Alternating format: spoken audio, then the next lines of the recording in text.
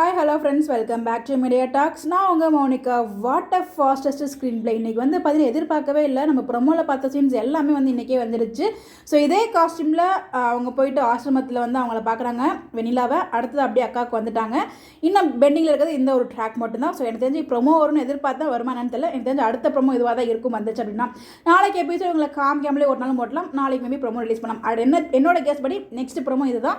நம்ம காவேரி வந்து வீட்டுக்கு போகாமல் இருக்க போகிறாங்க. ஸோ அவங்கள காணுமே அப்படின்னு சொல்லி நம்ம விஜய் தேடும்போது ஸோ நடு ரோட்டில் என்ன பேரும் பார்க்குறாங்க. ஸோ நம்ம விஜய் ஃபீல் பண்ணும்போது காவிரி அவங்களை வந்து கன்சோல் பண்ணுறது தான் அந்த சீரோட ப்ரமோ. என்னோட கேஸ் இதுதான். இதில் வெண்ணிலாவை பற்றி உண்மைகள் ரொம்ப நாளாக இழுக்க முடியாது. ஏன்னா ராகினி பக்கம் டார்ச்சர் பண்ணிகிட்டு இருக்காங்க. அவங்க சொல்கிறதா தான் இருக்கிறாங்க. பட் எவ்வளோ சீக்கிரம் சொல்கிறாங்க அவ்வளோ சீக்கிரம் நல்லது. நம்மளுக்கு பார்ப்போம் இப்படியே ட்ராக் பண்ணிட்டு போகிறாங்களா இல்லை இன்னும் கொஞ்சம். இன்னொரு விஷயம், இப்படியே பண்ணுறதுனால அவங்களோட பாண்டிங், அதாவது காவேரி விஜயோட பாண்டிங் ரொம்ப நல்லாவே ஸ்ட்ராங் ஆகிட்டு இருக்கு. என்னதான் ஆனாலும் அவர் விட்டு போக மாட்டார் அப்படிங்கிறது இன்னும் அவங்களுக்குள்ள அந்த கான்ஃபிடென்ட் ஆகிறதுக்கு ஒரே ஒரு ரீசன் அன்றைக்கி விஜய் சொன்ன ஒரு வார்த்தை, நீயா வெண்ணிலாவா அப்படின்னு வரும்போது விளையாட்டாக அவர் வெண்ணிலாவா சொல்லிட்டாரு. அந்த ஒரு வார்த்தை தான் நம்ம காவேரி இப்போ வரைக்கும் தடமாறி வச்சுட்டு இருக்கு. ஸோ பார்க்கலாம் என்ன நடக்க போகுது அப்படின்னு சொல்லிட்டு என்னோட கேஸ் படி அடுத்த ப்ரமோ இதுவாக தான் இருக்கும்.